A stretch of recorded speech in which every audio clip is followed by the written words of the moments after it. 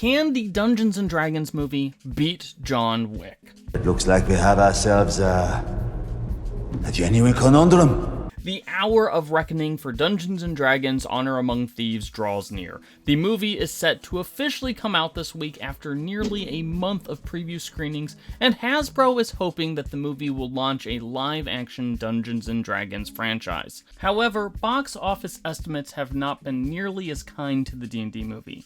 Early estimates indicate that the movie will make somewhere between $25 to $30 million domestically this weekend, which seems to be far less than what a blockbuster movie like D&D should really be drawing. Now, there are a few things that could help the D&D movie out, though. It will likely have a larger international box office than other movies. These type of films, the blockbusters with the CGI, usually do, and it could have a better box office than expected because of all the good buzz surrounding the film. The movie currently has a great Rotten Tomatoes rating and almost universal praise from people who have gone to those previews, so it seems like the D&D movie might have some longer legs to it.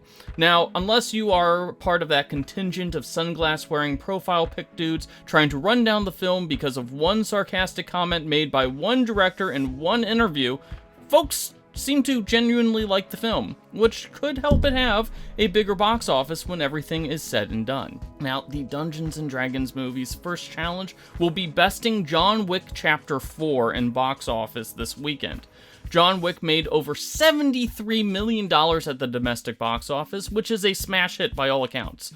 The movie, of course, benefits from having a built-in fan base from the last 3 John Wick movies. While a second weekend drop is pretty normal, John Wick would need to drop 59% from the first weekend in order for it to dip below the Dungeons & Dragons movie's anticipated highest range on its box office estimates. What are we going to do about John Wick?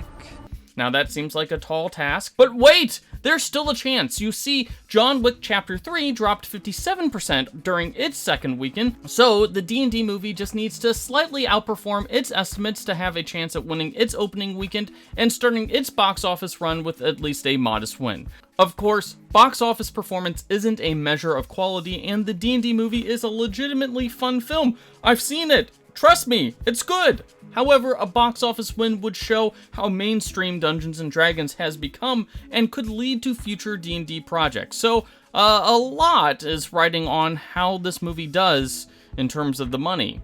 So, let us know your D&D movie box office predictions in the comments, and don't forget to hit those like and subscribe buttons.